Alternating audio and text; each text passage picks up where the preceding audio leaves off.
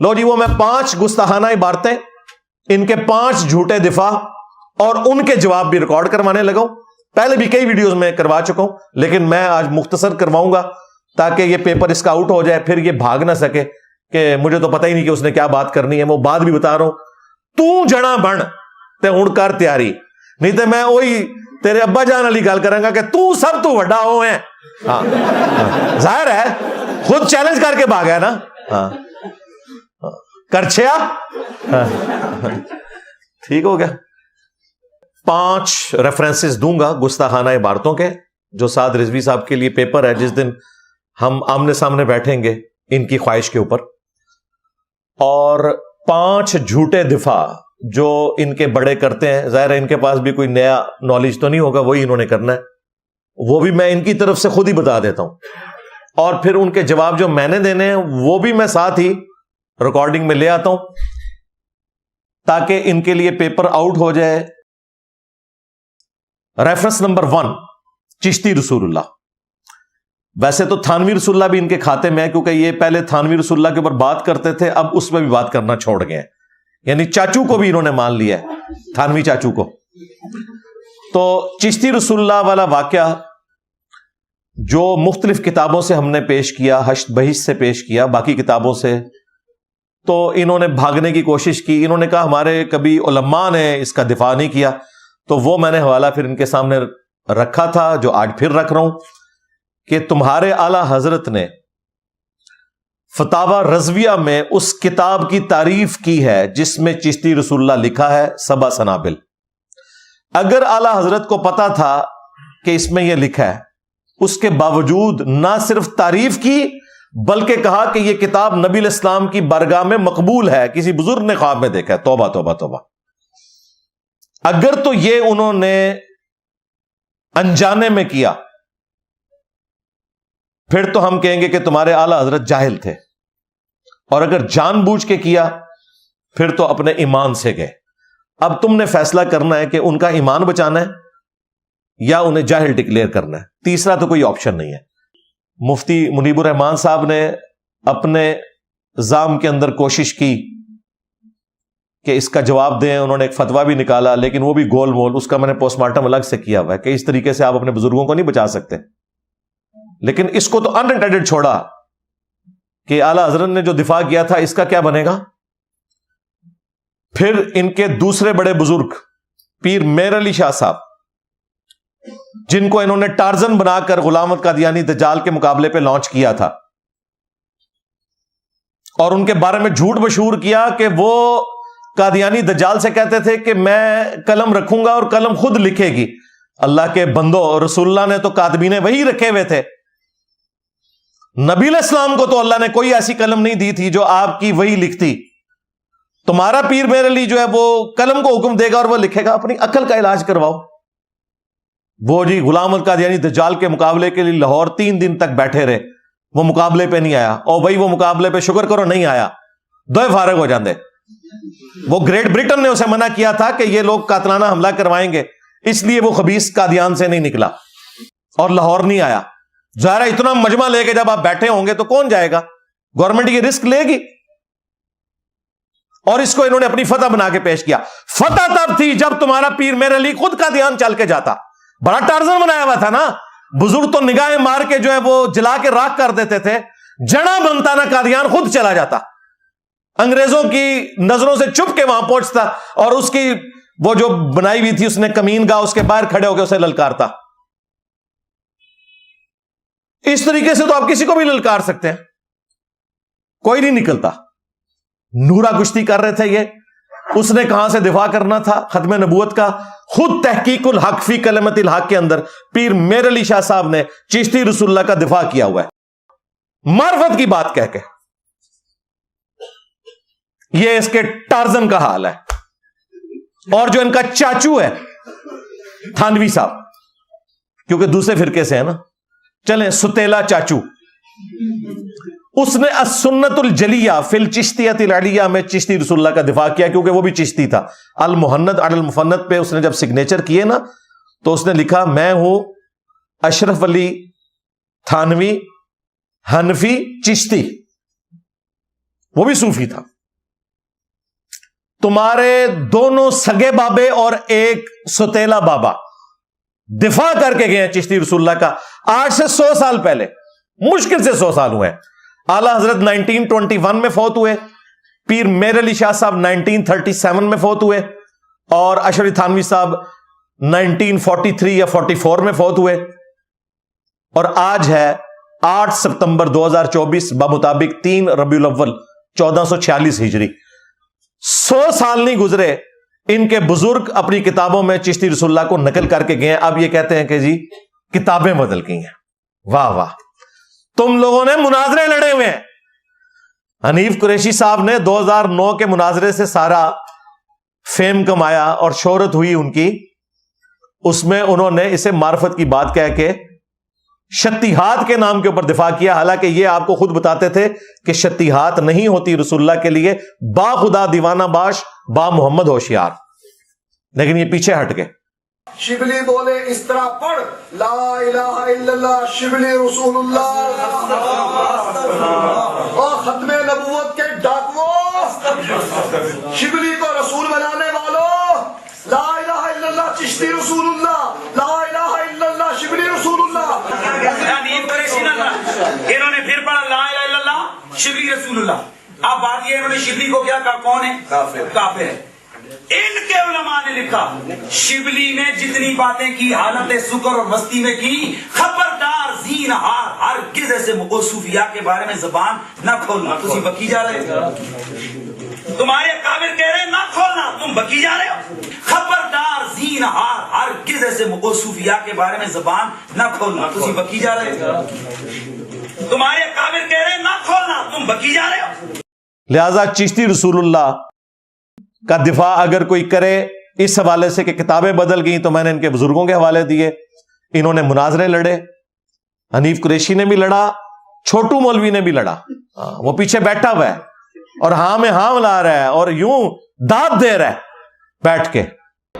خواجہ نے کیا فرمایا, سنو کہ میں کون ہوں اور کیا ہوں.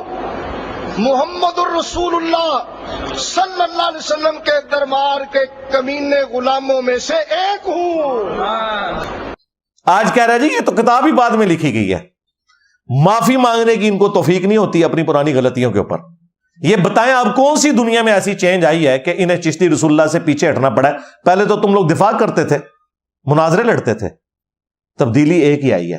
میرے نبی سا ہے ہی کوئی نہیں, تیرے بابے تھے شاہ ہی کوئی نہیں, یہ ہے تبدیلی. ریفرنس نمبر 2 کشف المحجوب جو ہمارے وہ بابا جی بھی لہراتے تھے, اور ایگزیکٹلی وہی والی پرنٹنگ وہ لہراتے ہیں ضیاء القرآن پبلیکیشن کی جو ہم دکھاتے ہیں. ویڈیو ہمارے پاس موجود ہے, ہم لگائیں گے ساتھ. موٹے کتاب لے آئے ہو, اے مینو دے ذرا کشف المحجوب سی, اے نا تو بڑا کیڑا صوفی جی, اے داتا صاحب نے لکھا جی تصوف دے باب پہلے سب تو پہلے صوفیاء صدیق اکبر کا ذکر فرمایا.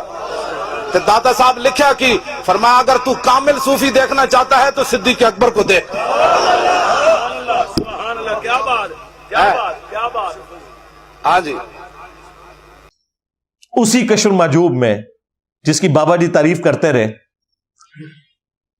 صحب اور سکر کے کانٹیکسٹ میں باب نمبر 14 میں بایزید بستامی کا سکر بچانے کی خاطر اور جنید بغدادی کا صحب بچانے کی خاطر 2 پیغمبروں کے اوپر جھوٹا الزام لگایا علی اجویری صاحب نے. اگر انہوں نے لکھا, چلے ہم 1000 ٹن حسن ظن رکھ لیتے ہیں کہ انہوں نے نہیں لکھا, لیکن تمہارا دعویٰ ہے کہ یہ کتاب انہیں کی ہے, ہم سے پہلے کسی نے اس کو ہائی لائٹ نہیں کیا تھا. تم حرام کی کمائیاں کھا رہے ہو اس کتاب کی, کشف المحجوب کی. انہوں نے کہا کہ اگر یہ جنید بغدادی کا جو موقف ہے حالت صحب والا, یہ سواد کے ساتھ صحب ہے یعنی ہوش میں, تو حضرت داؤد علیہ السلام کی بھی تو نگاہ اپنی صحابی کی ایک بیوی پہ, اوریا نامی جو صحابی تھا اس کی بیوی پہ پڑی, وہ ان کو پسند آ گئی, انہوں نے بعد میں اسے مروا کے شادی کر لی. تو جنید بغدادی کا صاحب اس سے ثابت ہوتا ہے. تورات کا جھوٹا واقعہ انہوں نے کوٹ کیا, اس میں دلیل بنایا. کہتے ہیں جی محدثین نے مورخین نے بھی واقعات لکھے ہیں, انہوں نے دلیل بنائے ہیں, انہوں نے تو جسٹ نقل کیا نا کہ یہ بھی ایک کوڑ موجود ہے. حافظ ابن کثیر نے تو تفسیر ابن کثیر میں ان واقعات کا رد کیا ہوا ہے، اور اس سے بڑھ کر انہوں نے بایزید بستامی، یزید دا ابا بایزید، اس کا سکر بچانے کی خاطر انہوں نے کہا کہ ہمارے نبی کی بھی تو ایک دفعہ نگاہ زید کی بیوی پہ پڑ گئی تھی، نعوذ باللہ، اور وہ زید پر حرام ہو گئی تھی، یعنی زید پر حرام ہوئی، پھر نبی الاسلام کی وہ بعد میں بیوی بن گئی ام المومنین، والعیاذ باللہ تعالی۔ یہ جھوٹے واقعات انہوں نے نبی الاسلام کی عصمت کے خلاف جو تھے وہ اپنے صوفیوں کو بچانے کے لیے کوٹ کیے، کیونکہ یہ اتنے بڑے بلنڈرز ہیں، اتنی بے حیائی پر مبنی چیزیں ہیں کہ ایک مسلمان کو بتانے کی ضرورت ہی نہیں۔ ریفرنس نمبر 3، تذکرۃ الاولیاء، شیخ فرید الدین عطار، جسے منگولوں نے کیا تھا اس زمانے میں 627 ہجری میں۔ اس نے تذکرۃ الاولیاء میں اسی بایزید، یزید کے ابے کے بارے میں، بستامی کے بارے میں لکھا کہ وہ یہ کہتا تھا کہ جب اس سے پوچھا گیا کہ بتاؤ قیامت والے دن تمام لوگ کس کے جھنڈے کے نیچے ہوں گے، تو اس نے کہا کہ میں قسمیاں کہتا ہوں، قسم اٹھا کر، کہ محمد اور تمام انبیاء اور تمام مخلوقات میرے جھنڈے کے نیچے ہوں گے، نعوذ باللہ۔ پھر یہاں پر وہ رکا نہیں، اس نے کہا لیوائی اعظم من لیوائی محمد، میرا جھنڈا محمد کے جھنڈے سے بھی بڑا ہوگا، والعیاذ باللہ تعالی۔ اور فرید الدین عطار اس کا دفاع کر رہے ہیں کہ اس کے منہ سے اللہ بول رہا تھا۔ سیم اسی قسم کا دفاع سبحانی ما اعظم شأنی، میں پاک ہوں، میری شان کتنی بلند ہے، کشف المحجوب میں علی اجویری صاحب نے جب لکھا نا بایزید کا دعویٰ، تو انہوں نے بھی یہ لکھا کہ بایزید کے منہ سے اللہ بولتا تھا۔ اور اگر کسی کو یقین نہ آئے تو یہ پچھلے دنوں ہمارے مفتی حنیف قریشی صاحب نے ویڈیو میں ریکارڈ کروا دیا کہ میں اس کی تعویل کروں گا کہ یہ بایزید کے منہ سے اللہ بول رہا تھا اور اللہ کا جھنڈا محمد کے جھنڈے سے بڑا ہوگا، نعوذ باللہ۔ اس کے علاوہ اور بہت ساری جو ہے نا وہ تعویلات ہیں، مثلا یہ جو مرزا صاحب جو ہے نا اپنی انہوں نے بنائے ہوئے لوگوں کو کہتے ہیں کہ میرا جھنڈا لیوائی اعظم من لیوائی محمد، میرا جھنڈا محمد صلی اللہ علیہ وسلم کے جھنڈے سے بڑا ہے، ٹھیک ہے۔ اب اصل میں یہاں یہ بیک پہ نہیں جا رہے کہ یہ صوفیاء ایک ٹرم کے تحت یہ لفظ بول رہے ہیں۔ ٹرم کیا ہے؟ وحدت الوجود، یہ خاص کیفیت ہے، جذب کی خاص کیفیت ہے، یہ کوئی عام بات نہیں ہے۔ اب میں اس کی تعویل کر رہا ہوں جو ہے نا لیوائی اعظم من لیوائی، میرا جھنڈا محمد کے جھنڈے سے بڑا ہے۔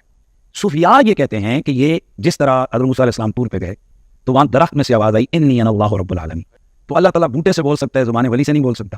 تو اب یہ زبان بایزید کی نہیں تھی، زبان ان کی ایک کلام رائی ہو رہا ہے، اور وہ کہہ رہے ہیں میرا جھنڈا محمد کے جھنڈے سے بڑا ہے۔ اوے اللہ کا جھنڈا تو خود رسول اللہ کے ہاتھوں میں ہے، لواء الحمد۔ یہ بایزید کے لیے کون سا جھنڈا ہے؟ تو میرا تو حسن ظن ہے وہی جھنڈا ہے جو بخاری مسلم میں آیا ہے کہ ہر خائن اور غدار کے لیے قیامت کے دن میدان محشر میں ایک جھنڈا گاڑا جائے گا اور لوگوں کو بتایا جائے گا یہ فلاں بن فلاں غدار ہے، انہوں نے رسول اللہ کے ساتھ غداریاں کی، انہوں نے جھنڈے چڑھنے نے۔ تو یہ گستاخانہ عبارت آج تک پرنٹ ہو رہی ہے اور یہ دفاع کر رہے ہیں۔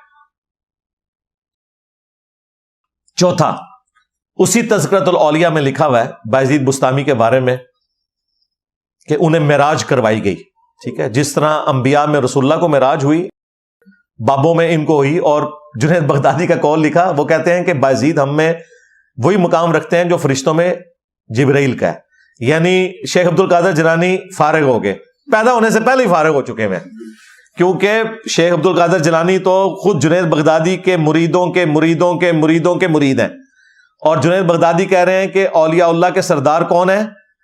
بایزید بستامی۔ یہ کہتے ہیں عبد القادر جیلانی ہے، ہمارے نزدیک تو حضرت ابو بکر، عمر، عثمان و علی ہیں رضی اللہ عنہم اجمعین وعلیہم السلام اجمعین۔ اس امت کے اولیاء بھی اور اگلی امتوں کے اولیاء میں بھی سب سے افضل یہی چار ہستی ہیں، اور اہل البیت ہیں علیہم السلام اجمعین۔ تو یہ جو چیپٹر ہے معراج والا، جب یہ شروع ہوتا ہے نا تذکرۃ الاولیاء میں، اس سے جسٹ اوپر پچھلا چیپٹر جب ختم ہو رہا ہے اس کے اینڈ پہ آتا ہے کہ ایک بندے نے بایزید بستامی سے پوچھا کہ یہ بتائیں عرش کیا ہے؟ انہوں نے کہا عرش میں ہوں۔ ہاں، پوچھا گیا کرسی، انہوں نے کہا کرسی بھی میں ہوں۔ پوچھا قلم، انہوں نے کہا قلم بھی میں ہوں۔ باوے اور ریٹونسن۔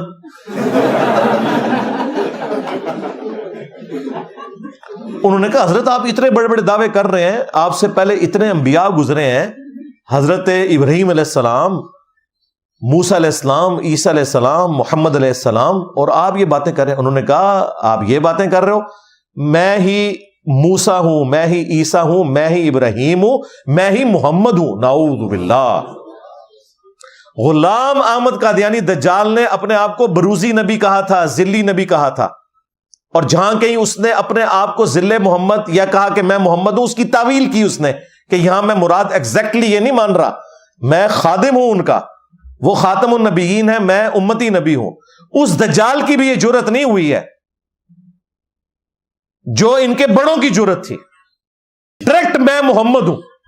اگر یہ اپنی کاز کے ساتھ مخلص ہے نا تو صرف غلام احمد قادیانی دجال پہ فتویٰ نہ لگائیں، اپنے بابے پہ لگائیں.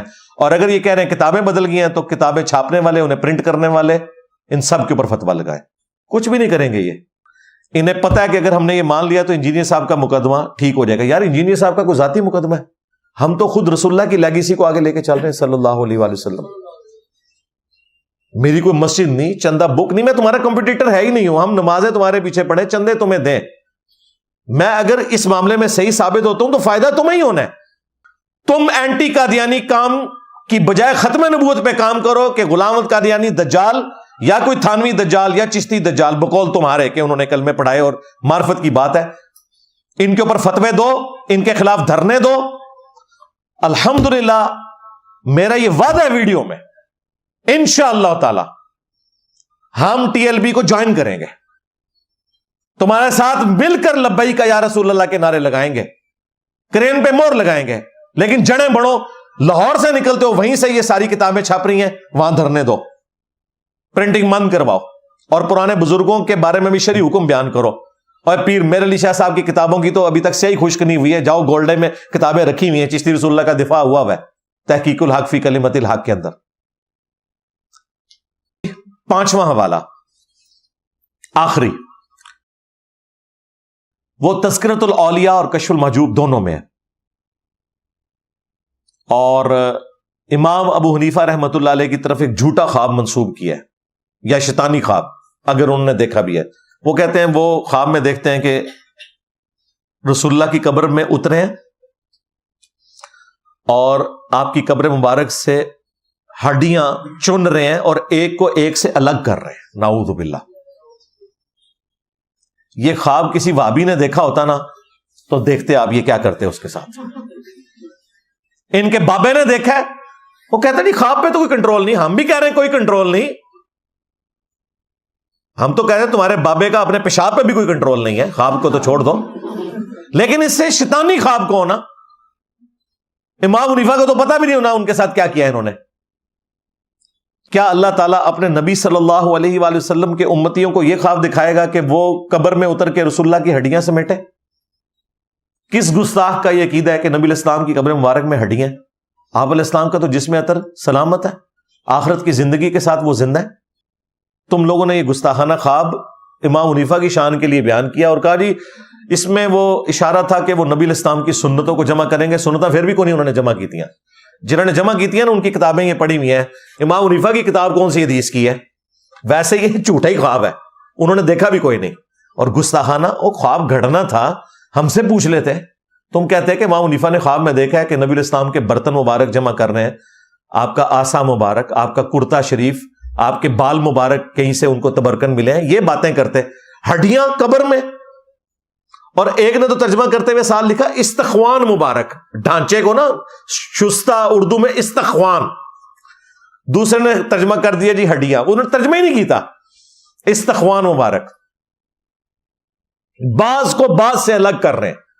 ٹھیک ہے، بعض لوگوں نے کہا وہ ہڈیوں سے مراد آپ کا جسم کی بات کر رہے تھے. نہیں، اس میں الفاظ ہیں بعض کو بعض سے چن رہے ہیں. اور اس کی وہ جو تعبیر بیان کر رہے ہیں وہ کہہ رہے ہیں کہ وہ صحیح اور ضعیف کا فرق کریں گے حدیثوں میں اور مسائل میں، ایک ایک علیحدہ علیحدہ کریں گے. یہ جناب ان کے عقیدے ہیں. اور یہ خواب علی اجویری صاحب نے کشف المحجوب میں نقل کیا اور تذکرۃ الاولیاء میں فرید الدین عطار نے نقل کیا. یہ 5 ریفرنسز میں عرصہ دراز سے دے رہا ہوں. میں نے آج ان ریفرنسز کا پوسٹ مارٹم نہیں کیا کہ قرآن و سنت کے اگینسٹ یہ کتنے گستاخانہ عقائد ہیں. صرف میں نے ان کو گستاخی مانا اور میرا حسن ظن ہے کہ سعد رضوی صاحب بھی اسے گستاخی ہی مانتے ہیں. اگر انہوں نے کل کو کہا کہ یہ باتیں ٹھیک ہیں، پھر سرکار میں ویڈیو میں جواب دوں گا، لہذا وہ والا رسک تو یہ نہیں لیں گے کہ وہ یہ کہیں کہ یہ باتیں ٹھیک لکھی ہوئی ہیں، یہ تو وہ کبھی نہیں کر سکتے.